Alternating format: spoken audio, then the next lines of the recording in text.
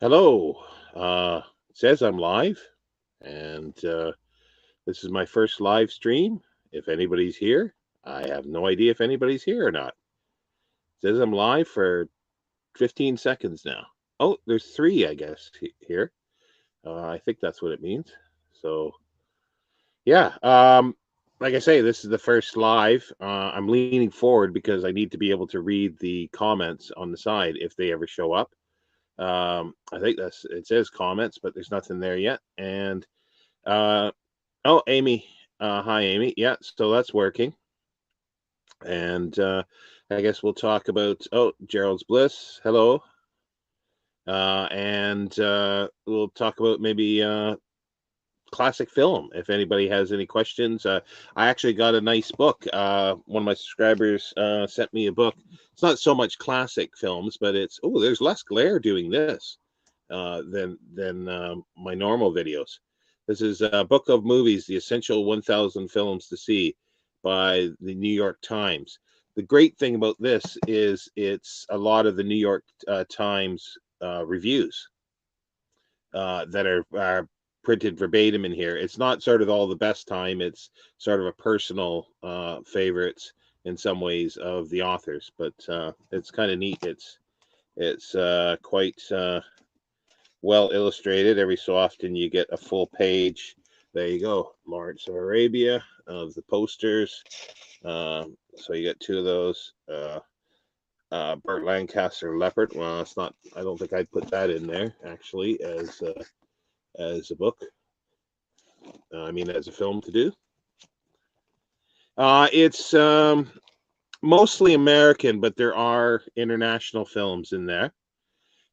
Very very light for some reason on silent films, and they've got like Saturday Night Fever in there, and it's like, yeah, if you want to watch a bad movie, you take your pick, but I just didn't quite understand why Saturday Night Fever is in there. I suppose as a representation of of the time. I suppose that works, but I just don't see why it's in there. And the AI, which Steven Spielberg finished the Stanley Kubrick film, and I didn't think that was good. Yeah, it's not one of my favorites. Hi, Claire. Yeah, and thanks for also. There's five here now. Wow, I'm popular.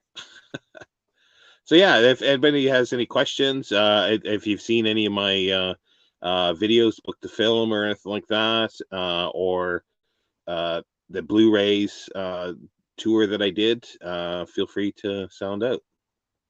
Because yeah, I've been a long fan of classic film, mostly pre 1960 65, and a lot of oh well, yeah, that's why I started. Yeah, I think it may basically started when I was a kid. We lived in a house that didn't have central heating or anything like that, and my dad would stay up, sort of stoking the wood stove to heat at night. And in Canada, they had uh, uh, on CBC they would play classic films late at night, like about 12:30 onward, and so he would watch those, and a lot of times I'd stay up and with him and watch them. So I think that's where my love of old films and music from the time as well sort of came from, and then it just sort of went from there. And then with the advent of videotaping and taping movies off TV, it was great. There was the TVO uh, in Canada in a Toronto station, and they would have Saturday night at the movies where they'd have a double bill of classic films. So I used to record that kind of stuff, and then when DVDs came out, it was like a kid in the candy store, basically. And then I just started reading about films as well. When I see something I like, and I go, "Oh, I wonder what the background is to that," and I started reading. And silent films, definitely. But yeah, that's more or less. Uh, yeah, Yeah, TVO was good. He says, yeah, Brandy, yeah, the Body Snatchers. I'm hoping to do that in April, I think, to read that. Uh, Faxons, what I don't know how to pronounce the name here. Recent, I love your shelf tours. You also like TV from the same area. Yeah, maybe not love I Love Lucy so much. I think I probably had enough of that. Every so often, looking on YouTube, I see the scene up there of Arnold Schwarzenegger, where one of his earliest roles he comes in and gives Lucy a massage. That's worth looking at occasionally. But yeah, I love the Honeymooners. You know, I don't know how it would go over in 20th century um, sort of uh, like sensibilities, especially, pow to the moon. He would say all the time. I'm not sure if Claire, I'm not sure if I've seen the Silent War and Peace. I don't think I've seen that. Is it called War and Peace? Because there's a lot of Russian silence that I've seen, but yeah, I'm not sure if I don't think I've seen the War and Peace silent. I've never come across it like on DVD or well TV, which I don't really watch TV that much.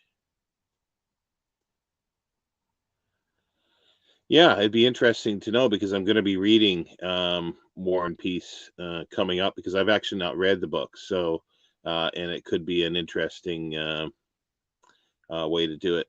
Hello, Philip.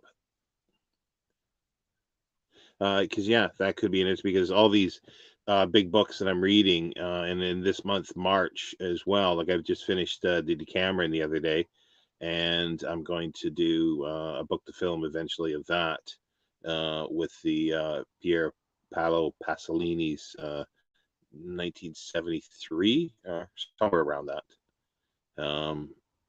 adaptation of the Decameron. So yeah, War and Peace would be good.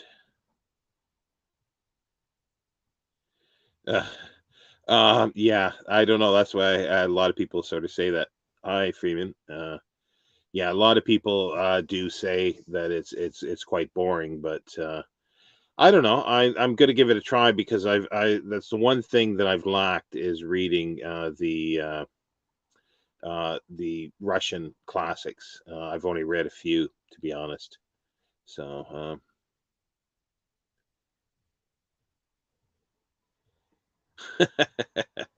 I want to actually get the Sallow film because BFI have put it out here in the UK. I want to do that.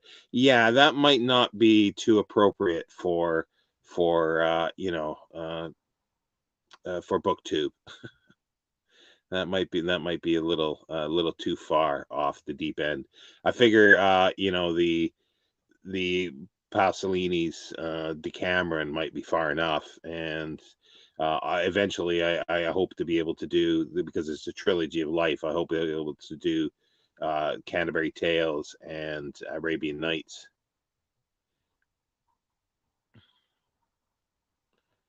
Oh yeah, I'm gonna have to yeah, because a lot of times they do.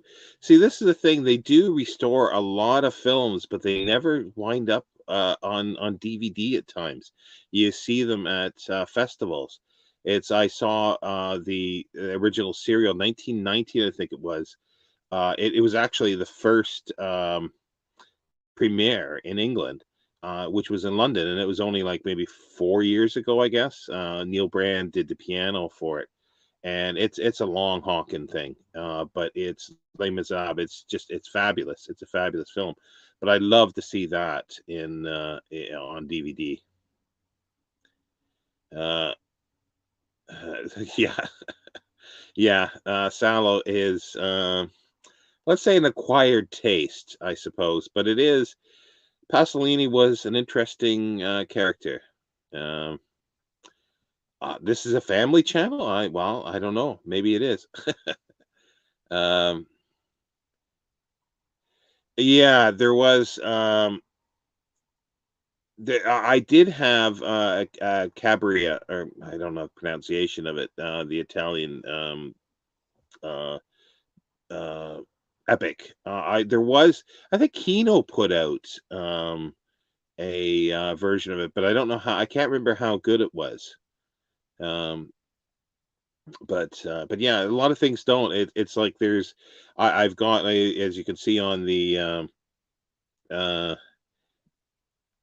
uh, shelf tours. There's a sort of pirate edition of Greed, and that is the, I think, 2010 or 2000, or no, 2009. It wasn't even that late.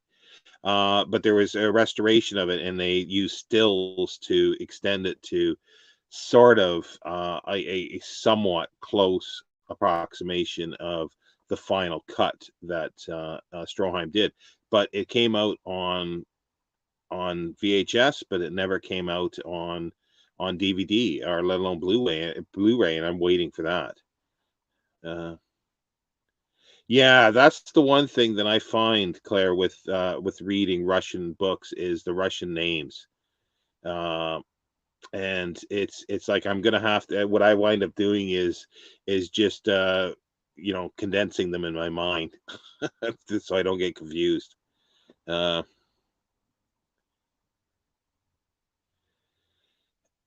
I haven't seen the price drops here. I know that they were the Criterion had a 50% sale, that was a flash sale, and I did, yeah. I just my days of buying a lot of Blu-rays or DVDs are sort of over at the moment, at least in a short to long term. I'm going to I concentrate on, if I can get something. Like, one thing that I'm going to get shortly is uh, the the Indian Tomb, the 1919 Joe Mays Indian Tomb, that Masters of Cinema have put out on Blu-ray. So I'm looking forward to that as well. Um, let's see, Greed and, yeah, the Crowd. Yeah, that's right. Yeah, the Greed and Crowd, definitely. The Crowd is a fabulous film. King Vidor. It's sort of American, sort of really good versions of British, not British, but European style of photography, expressionism, and so forth. Yeah, yeah. Well, I think, yeah, that list that you had there, Freeman, that you emailed me, that was just, there's a lot of stuff on there that I want as well. I think I have one of them. Yeah, I have one from the Criterion, and I have one from I think Masters of Cinema did it, or at least the British version here. Um, yeah, 49th parallel. I think that's the Powell and Pressburg one. Yeah. Yeah, it's a good film. It's interesting. Yeah, in Canada out west. Yeah, that is a good film. Like, I like Powell and Pressburg. Anything that they do is worth seeing, even their very early films, and even a bit separate, when they were doing a few things separately. They're really good. They're some of my favorites. Um, yeah, along with uh, well, Colonel Blimp is the biggest one, but A Matter of Life and Death. People rate Red Shoes, and that's a visually stunning film in color. It's visually stunning, but it's a bit weird. Um, yeah, the Colonel Blimp is great. It's a fabulous film, and a lot of them are. I like Canterbury Tale. I really like, even though the acting's a bit shaky, because the main soldier isn't an actual actor or a professional actor, but it's just a fabulous film. It's I try to watch that every so often. It's fabulous, and just so many others of Powell and Pressburg that are just great.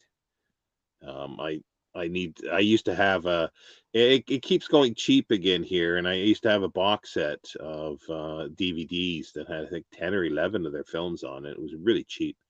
at times, and I need to replace that eventually, because I do want to rewatch. Like, I don't have Canterbury Tale, so on I don't think I do on DVD anymore. So I need to get that. Yeah, that is. I do want to read Powell's autobiography. Yeah, um, it's there's a lot of these things that I want to read. That I've read some, but I've never read Powell's one. I didn't realize it was it 2 volumes. I think when I saw it, they might have done an edition with in 1 volume. So um, yeah, London After Midnight is the big one for lost films, but also too there's a Murnau one. I always forget the name of it. It's set in the Circus, and that is apparently really good. There's yeah, the list goes on for so many. Uh, oh, $1 Million Movie. Yes. Yeah, that does sound familiar now. Yes. Yeah, I do know that one. Yeah. But yeah, there's so many lost well, they're lost films that may show up, because every so often there is a story of London After Midnight, being found, but it's always fake. But they're finding stuff all the time. It's like there's a new restoration of uh, of Napoleon by Abel Gance.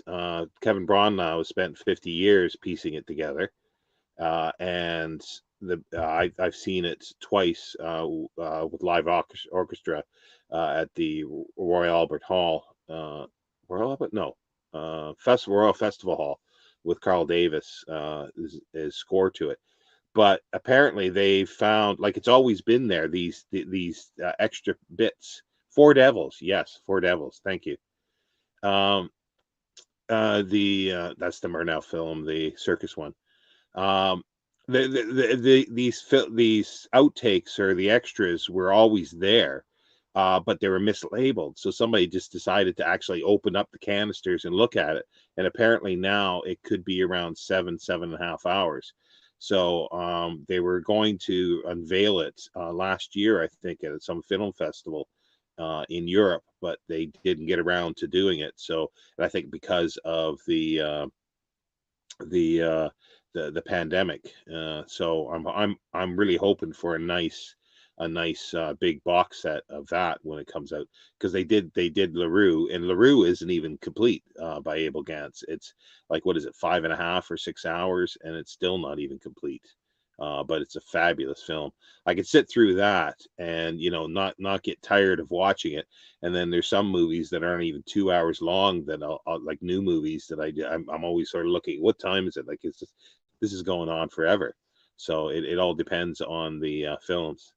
But yeah, lost films. About 80% of silent films are basically are lost. To more the Mark said, yeah. Well, he's won an Oscar, at least one Oscar. Brownlow has. Uh,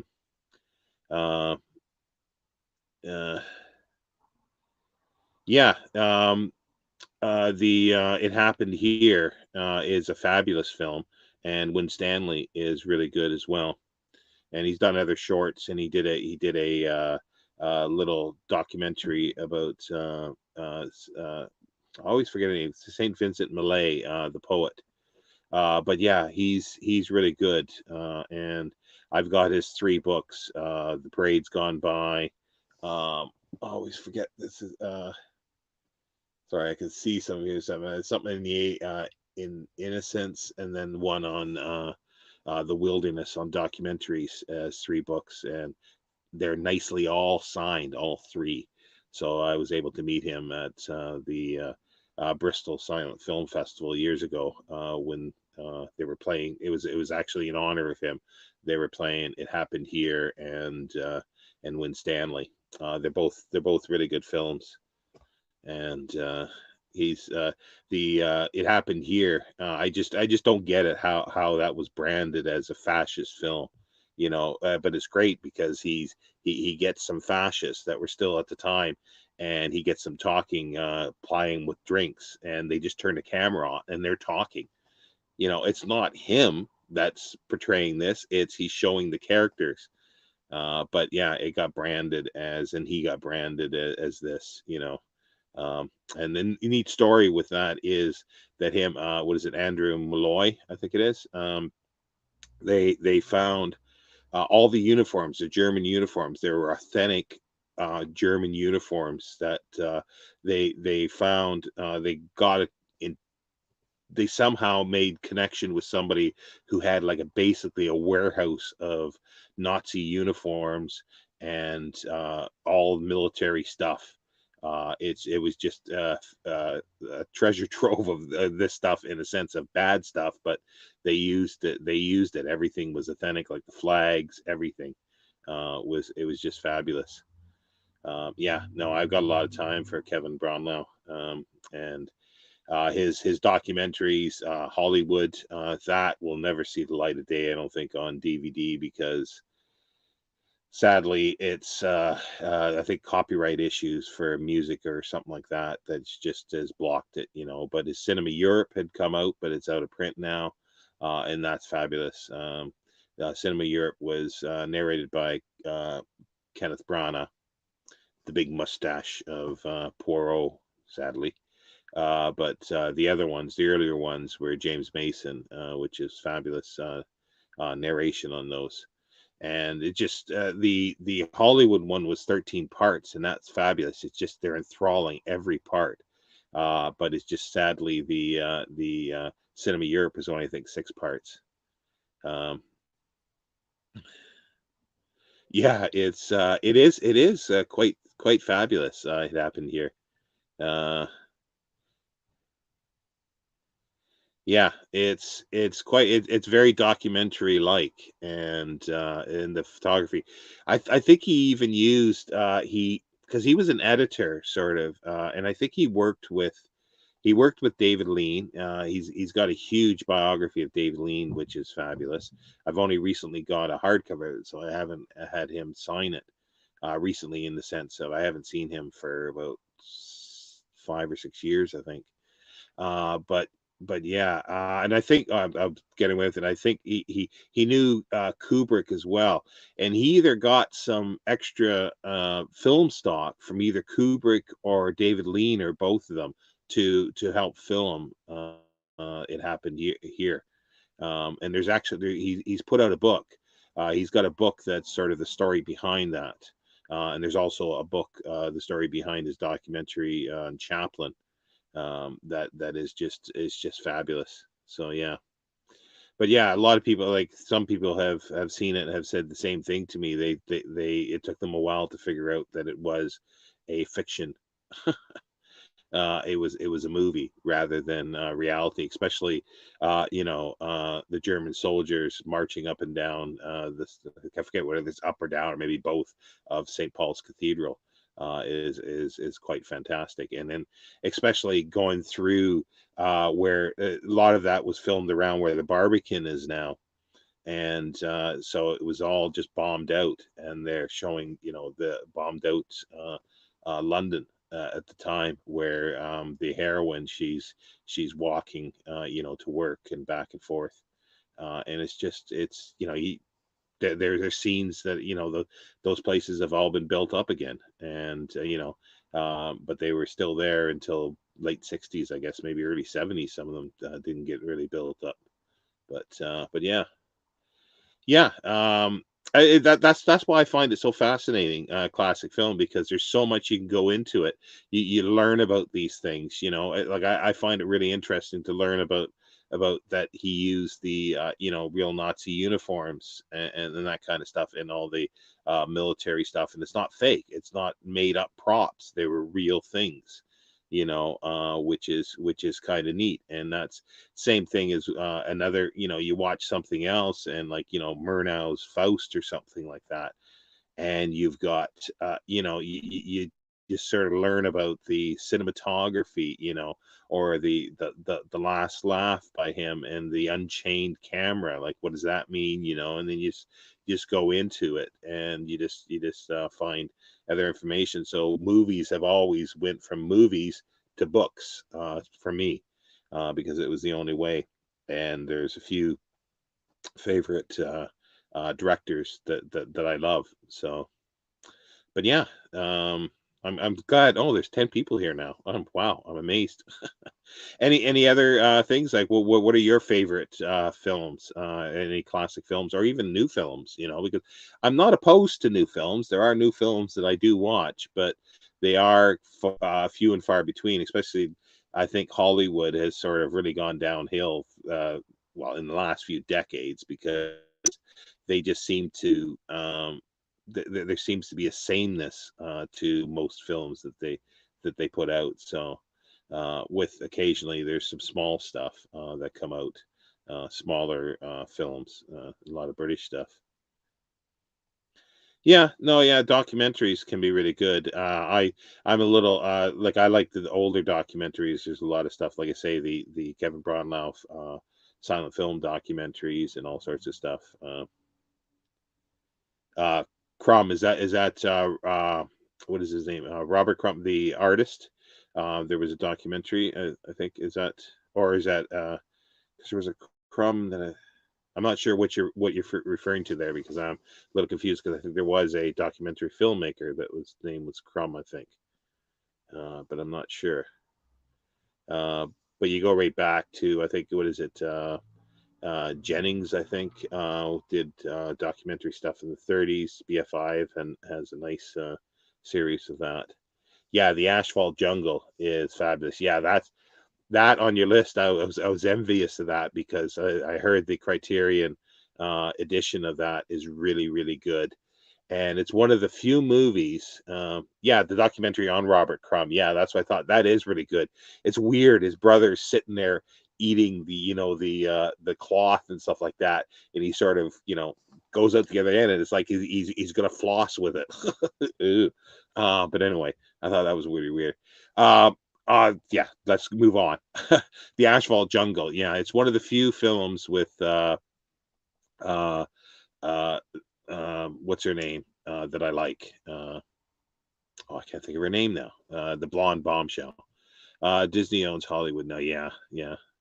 Uh, Let me just go back here, because they're sitting in years and years of history from 20th Century Fox, and yeah, yeah.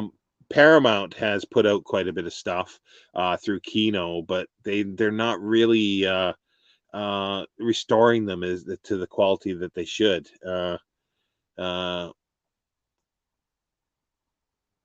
Oh, Bad Santa. I actually kind of like that film. There were some interesting things. Oh, the rules of the game. Yeah, that is really good. I haven't seen that in a long, long time, Amy. That is really good. Yeah. Lawrence Arabia. Yeah. I want to get a nice. Yeah, it's that is just amazing. It's like I forget who sort of said it, that the world's sort of most famous shortest person was played by the world's tallest famous actor at the time, Peter O'Toole. Um, it's yeah, and that is just amazing, and reading or watching these Peter O'Toole talking about the filming of that, where when they were riding down into Aqaba, I think it is, yeah. And like he says, once you get these camels going, you can't really stop them. And he was scared stiff, and so was Omar Sharif. So Omar Sharif decided, he knows something's gonna bad is gonna happen. He's gonna fall off, so he's gonna get them to tie himself to the camel.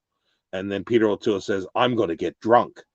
And then Omar Sharif says, "Well, I'm gonna get drunk too." So so they were both pissed when they were going down into this thing and all this stuff. And it's like Peter O'Toole says he doesn't know how they didn't get obliterated and died during it. It's just hilarious. And that's another memoir that I want to read is yeah, Anthony Quinn is fabulous. I think Anthony Quinn. I think one of the stories that Peter O'Toole was only telling, that Anthony Quinn was taught, or no, it was O'Toole that was taught how to ride a camel by the grandson. Oh, what's the shake that Anthony Quinn was playing. But yeah, I think it was his grandson that taught him how to ride a camel. So that was kind of neat. But yeah, getting back to the memoir types, there's the two, um, Loitering with Intent. There's the two volumes, sort of his childhood years, of Peter O'Toole, and a later one that I want to get. He never completed it. He died before, and it's just so well written. It's like he's very, very poetic. I don't know. I don't think it's that accurate, but the tall tale stories would be great. Yeah, Seven Pillars of Wisdom is a fabulous book. I've got a Folio Society edition of it, and it's fabulous. But I really want to get the original. Well, not first edition, but the original one with the dust jacket. I keep seeing it without dust jacket. It's kind of difficult these days to get um, a dust jacket with that one. So that's something that I've been looking for here, because I used to have it in Canada, but I haven't read it in years. I should pull out the Folio Society sometime and read it, because at least I'll have read it again. But yeah, so we got documentaries. We've got Lawrence of Arabia. What else? Oh, Wilder. Yeah, that biography is really good. Uh, yeah, he did so many. The Apartment was not so much one of my favorites, but I'm gonna have to relook at it again. I think Arrow put out a nice edition of it. They actually put it out with a hardcover book, but that's out of print, and it's just extremely expensive now. But yeah, his films are fabulous. Sunset Boulevard is amazing, as well as Lost Weekend. Um, yeah, it just goes on. Like anything he does, or did, was worth looking at. Even his very late films, his last films, are worth looking at. They're just so good. He does, you know normal type stories, but he does them really, really well. Grandfather was there on the march to. Oh, wow, that's amazing. That's amazing. Yeah, that's amazing. Yeah, Claire, like, your grandfather was there, with, yeah, no, that's just freaky. Uh, Randy, I've never heard you talk about Phantom of the Opera. Oh, yeah, I really like the Phantom of the Opera. I like the silent version, with, again, these names. I keep forgetting names at times. The Man of a Thousand Faces. Anyway, I can't think of his name. He shares my birthday anyway, so that's all. That's the good part of it. But yeah, no. And the book, I haven't read the book in a long time, but that is something that I'm going to get Gaston Leroux's book, and that will be another book to film that I'll do eventually. I actually might have a copy of the book, so I might pull that out sooner, because I want to start doing more silent, my book to films, just for the heck of it, because they're easy enough to do, if I can find. Well, when I say easy enough to do, I have quite a few silent films, so hopefully I can find the books to some of them. I want to do the Phantom Carriage as well, but I can't get a physical copy anyway of Salma Legolov's novel. But yeah, Lon Chaney, thank you. Yeah, sometimes the brain cells just don't connect at times. Yeah, I want to read that too. So maybe, yeah, maybe we can do that in a little while. If I do have the book, I may want to get another um, copy of it, because the one I think I've got won't be a very good translation. Like there must be a Penguin or a Oxford World Classics translation of it. I think that would be really good. Yeah, it's the same with me, Claire. It's probably, well, to me, it's probably close to 40 years since I've read Phantom of the Opera. And I remember it being quite different from the book. I mean, the film being quite different, but yeah, it's not so bad adaptation. But there's always differences with adaptations. But yeah, so yes, so yeah, The Unknown is fabulous by Cheney. Yeah, so yeah, Claire, so yeah, so we could do that. Like I'll see if I can find it, and because I do have a couple newer uh, restorations of, I think, the BFI version, and actually I've got several. I think I got some other DVDs, some older ones as well, but I've got a couple on Blu-ray and probably a couple on DVD. So I'm spoiled for choice for restored versions of it. It's like a lot of things. I used to have a lot of different restored versions, mainly because of the extras. I am a big fan of extras on Blu-rays and DVDs. If it's the plain film and there's no booklet, I just think I'm being cheated. Um, I don't know who that translator is. Yeah, I suppose it depends on when it was done and how it's thought of. It could be same as the one I've got. I think I have mine in a. I don't have it to hand here, I don't think. It is a series of crime. I think they call it Crime Club. That was put out by Harper's a while ago with some nice sort of pulpy covers, little hard covers, and I bought a whole bunch of those. They're going out of print, and I think it might be in that one. I think it is, but I'm not 100% sure. But yeah, that's definitely on the list to do. And getting back to Cheney, yeah, there's Warner Archive have put out two sets of Lon Chaney material. I've got one of them, or well, I had both before, but I still need to get the other one before it fully disappears. The World Cloud Classic. Well, it's going to be an old translation, because all that stuff is going to be in the public domain. So it's going to be an old translation. It doesn't necessarily mean it's bad, but it just, like I say, with the Penguin or something like that, you get the other critical material. There might even be a Norton Critical Edition for it. That would be cool if there was. I'll have to look that up. But yeah, Cheney. Sorry, I keep getting sidetracked from Cheney. But yeah, and Kino's put out several of his films too. And I guess the whole story is everybody knows that he was slated to be Dracula, but he died before that. I just don't know. It would be. I don't know how that would have worked, but it would have been a different Dracula, that's for sure. And it's hard to say. I don't think it would have been any.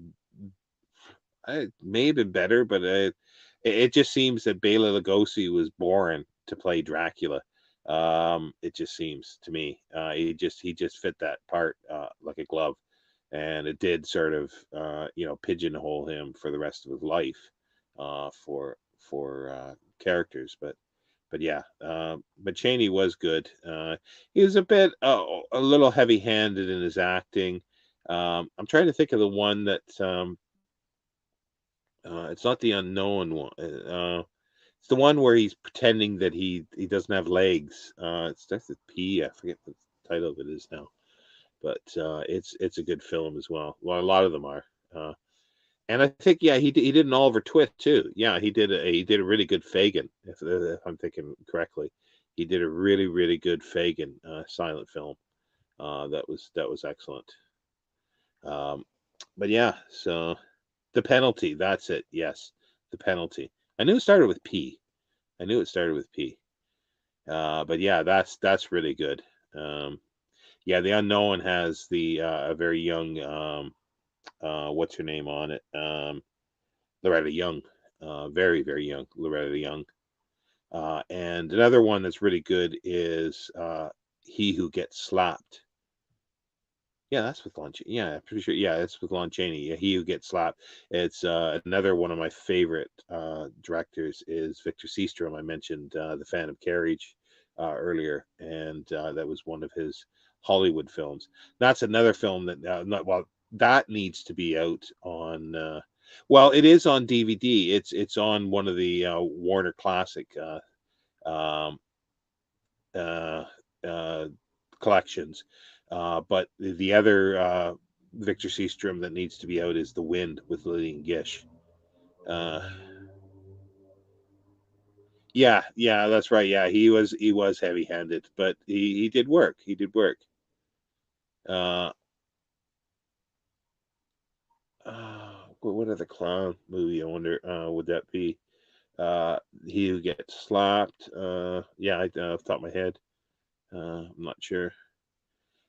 He's a black. Oh yes, the Black Cat. Yeah, the Universal. That there is.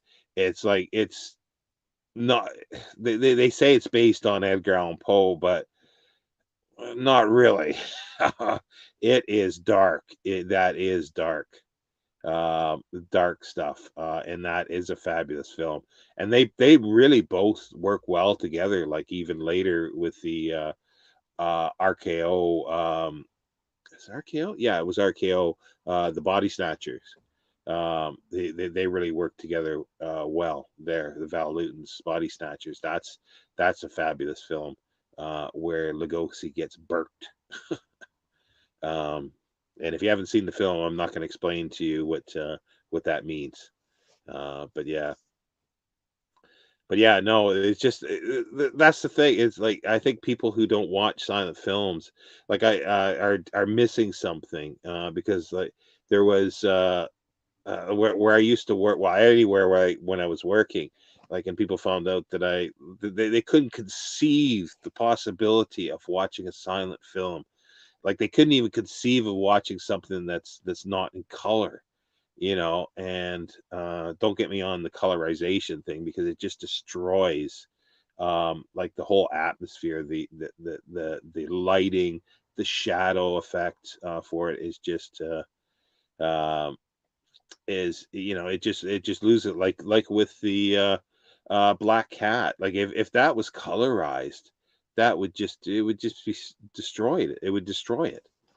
um if I remember correctly, Cheney's parents were deaf, so he's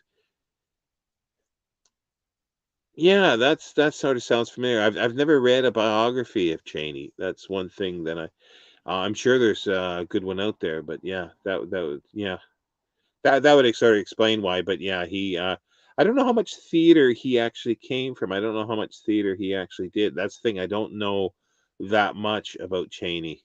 All I know, like I've seen a lot of his films, and I know he's got my birthday, so that's perfectly reasonable. Um,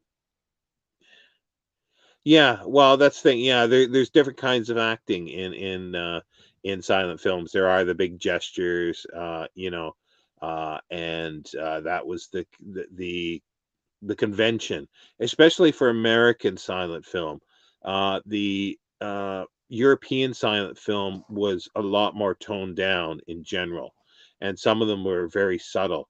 But then you get some other actresses that went through, like Louise Brooks. I can't speak about silent film unless I mention Louise Brooks. It's not possible to do. Um, Louise Brooks, F.W. Murnau, Fritz Lang. You need to name all those anyway. Uh, she was very subtle in her acting, and I don't think it was because of huge talent. I think it was because she didn't want to put in the effort to do this kind of thing. And she just did it subtly. She just acted normal, and it still works today. The big gestures, the convention way sometimes doesn't work to a lot of audiences, and because they can't get into the mindset of watching old films, which you need to. You can't look at this stuff through modern lenses all the time. um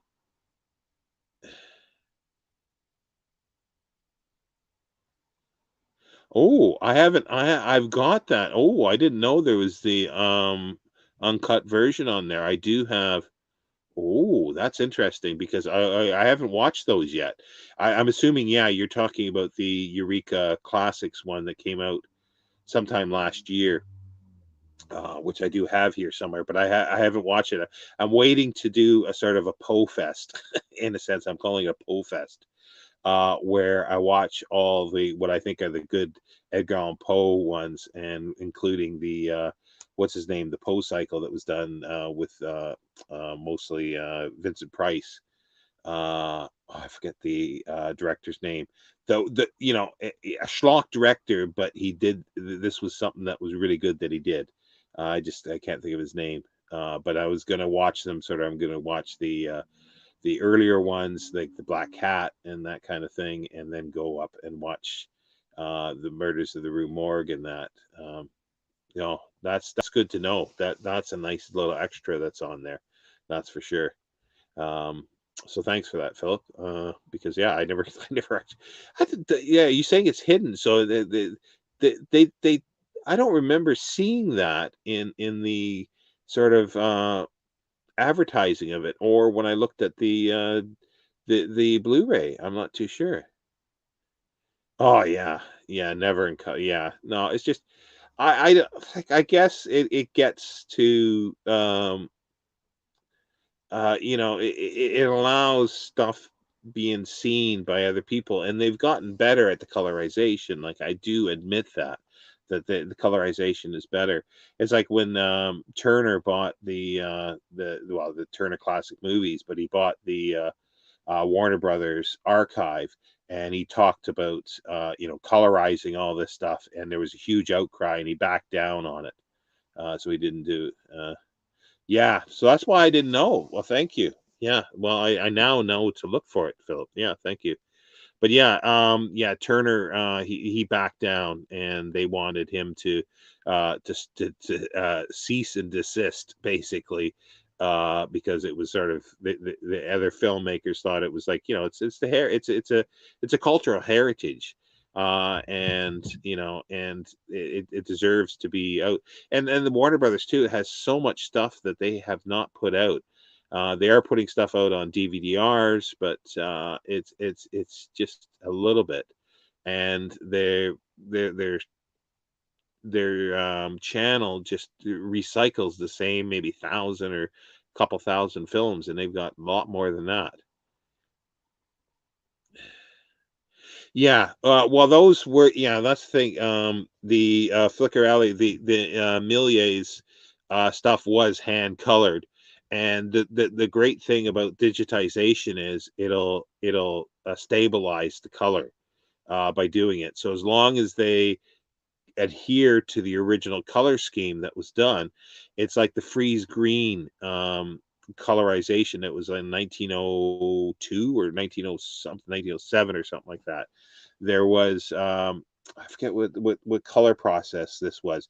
It was a several color process that it was filmed in black and white, but because there was a spinning color of green, red, blue, or something like that in front of it, it made the it was freeze greens, baby. I forget what color, what the colorization is called, and it flickers. So when BFI put out sort of the trip from um, uh, what is it, from Cornwall to Land's End, they they stabilized the color, and it looks really really good. Uh, yeah, and that works, and that's okay, to stabilize it. And that's the other thing, that color process, they started finding a lot of other films that were actually done that way, that have been forgotten that they were actually colored. um, but Flickr Alley is a great is a great a very small a producer of DVDs and Blu-rays, but they do some quality stuff. uh, Yeah, that's the thing. They just painted every one, and so it's not going to be perfect at times. Um,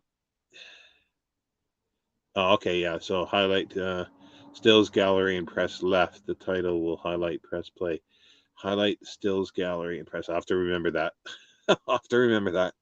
Uh, yeah. I don't have anything to make a note here, so um, I'll just have to remember that. Or if you could email me that, that would be great. Philip, that would be fabulous. Uh, yeah, uh, yeah, The Kill a Mockingbird. It would be horrible to do that. Um, but yeah, there's so many things. There were other processes of color, if because that's the thing. Like once the 30s and 40s came, if they wanted to make the film in color, they would have. If there was money for that, um, they would have done that. And especially in the 50s or 60s, like the British films, they would have made it in color if they wanted to. There was a discussion on the horror group that were doing Horror Mayhem, and it was about the Innocents, and that was the thing. People complain that it's not in color because it was made in what, 62, 63. uh, but if they wanted it in color, they would have. It just would not have worked in color. um, yeah, never in color. Yeah, no, I agree fully. I agree fully there, Sir James. That definitely. Well, I don't think anything should be in color. Well, I guess the thing is, um, I guess the biggest fear is that the colorization versions will come out, and you'll never ever see the original versions, and that's the problem. And there's a lot of films that I have, or I used to, no, I should say, I used to have on DVD, where it was colorized, and as an extra, the original edition, was as an extra, the black and white edition, and that's just like it should be the other way around. Fine, if you want to watch the colorized version, have it on there. But the main thing should be the original one, and the extra, if you're going to do it, be the colorized. If you're going to do it, I just don't think you should. that's that's my opinion, but that's my bias. Uh, oh yeah, the best years of our lives. That's really good too. Yeah. Yeah, that's the thing. Yeah, well, that's the thing. If you watch these kind of films, the classic films, you need to have a all region player for Blu-ray and everything, because it's not like first run films coming out that they'll be put everywhere, in every region and in every code for Blu-ray and DVD. They're not like that. They'll have their uniqueness. And the other thing is too that the American version, like if say if it's on Kino or Criterion, it'll have its own. Sounds like there's elephants upstairs. I don't know if you can hear that, but they'll have their own version of extras, and a lot of times commentaries. And then the British version will have something else, and well, even like European ones, but a French commentary doesn't do me really any good, sadly, or a German commentary. So, but yeah, I think this has worked out well as a live. I've enjoyed this, and everybody coming. Sort of wrap it down. I guess it's or wind it down. It's 53 minutes and a half now. Any other questions or any other comments you want to make before we say bye here? But again, I thank everybody for dropping by, and it's my first live. I hope to be able to do more. Maybe not so much by myself, because it's probably quite boring, just me. But with other booktubers talking about various topics. Book topics, possibly even film. We'll see how it goes. But yeah, I should be reading. I should be reading another Isaac. I am in the midst of reading another Isaac Asimov mystery, but since this came, I've been perusing this. So that's the problem when you get a new book. You sort of sink into it. But this is going to be kept handy for me to read occasionally, because it's double columns. So we're talking like 2 columns and maybe a bit per review, and that's easy just to sort of pick it up and read occasionally. So that'll be fun. Reviews are always fun. It's like book reviews. I like reading old book reviews as well.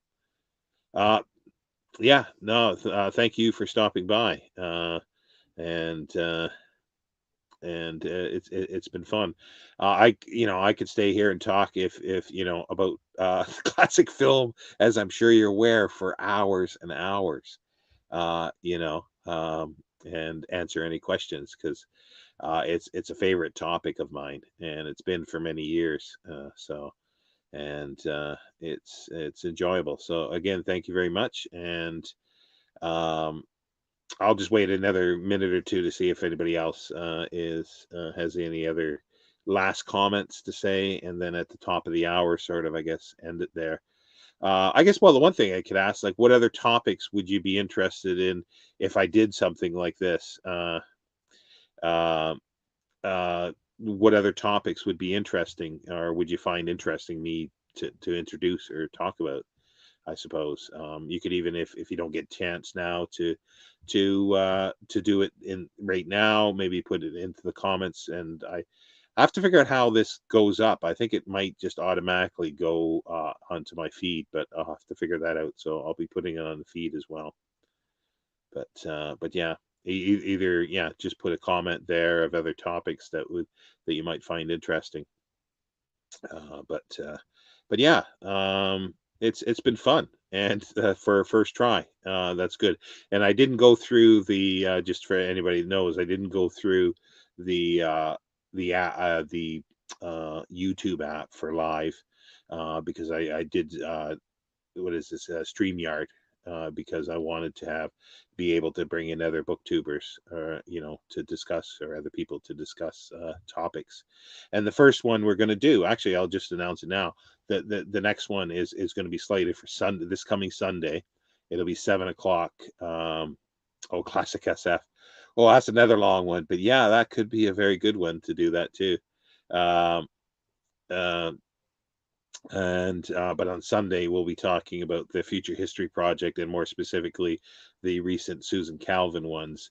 That'll be more of a select group of people, I think, but that'll be the next live, and I'm hoping to have two other booktubers, but I'm slating it at 7 p.m. GMT on Sunday. But I think in North America you got daylight saving starting, so you'll need to check the times, but it'll be posted on within 24 hours to say that it's going to happen. Uh, oh, the books for my library, yeah, that would be interesting too, I suppose. Um, let's see, Sir James, those English movies made back in the '60s, black and white, always seem to have a girl, and it's somewhat like long later. Yeah, get comments on those. Yeah, yeah, the 60s. There's a really good BFI collection. I think it's the Woodfield or Woodford collection. There's about a dozen films on it, if not more, from the '60s. It's really good stuff from British '60s films. But anyway, I think we'll end it there. But yeah, classic SF could be a good one.